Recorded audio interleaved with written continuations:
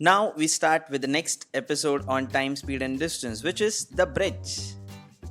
Now, this bridge episode will help me understand type 2 of train. As I told you at the start, there are 6 types of problems on train. So, type 2 it could be understood by the episode of the bridge. Now, what is being said here?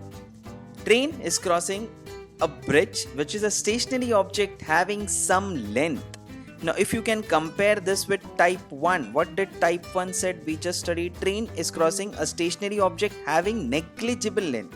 The length of the tree which train was crossing was negligible as compared to the length of the train, but this is not the case here. In this case, train is crossing a stationary object having some length.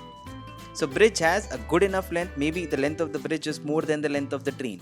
So train is crossing a stationary object having some length is your type 2. What is the distance that we wrote in type 1 if you can recall? What is the distance that we wrote in type 1? Distance was nothing but length of the train.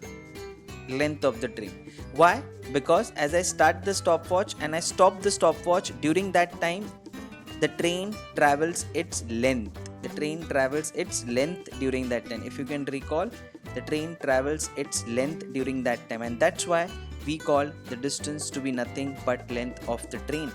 Now when you start the stopwatch and when you stop the stopwatch, what is the distance that is being traveled by the train?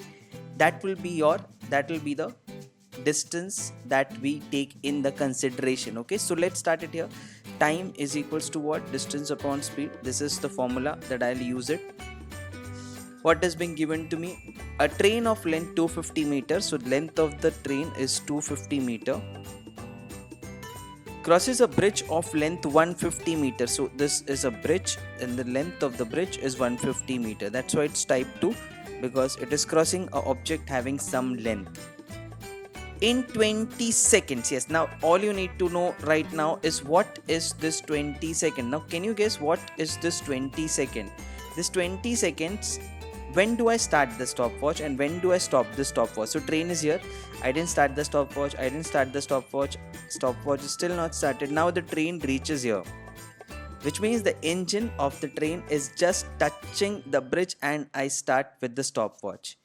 Now when will I stop the stopwatch? The train comes here, crosses this bridge, is here.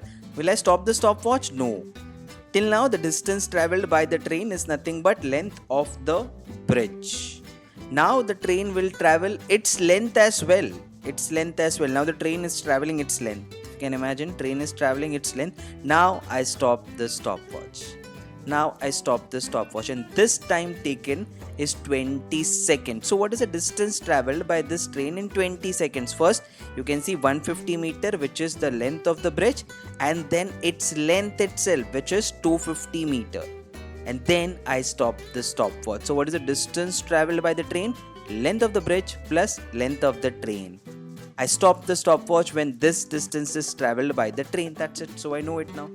Time taken is nothing but 20 seconds.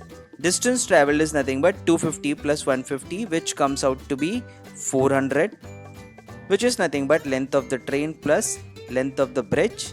Stationary object having some length. Earlier we never had this length. Why? Because the length of the, if there is a tree here, the length of the tree is negligible as compared to the length of the train. So even if I add train plus tree here, there is no point in adding, because the length of the tree is very small, and that's why we didn't consider that length in type 1. Divide that by speed, and speed is something that is being asked to me. So S speed comes out to be what? 400 upon 20. So if you cancel, now this is quite simple, 20 meter per second. That's how easy it is. If they ask you to convert it to kilometer per hour, 20 into 18 by 5. This is nothing but 5 ones are 5, 4s are, it comes out to be 18 into 4 is nothing but 72 kilometer per hour, and that will be your answer to this question. So just remember, what is the distance traveled in type 2? Length of the train plus length of the object, because in this case the object is having some length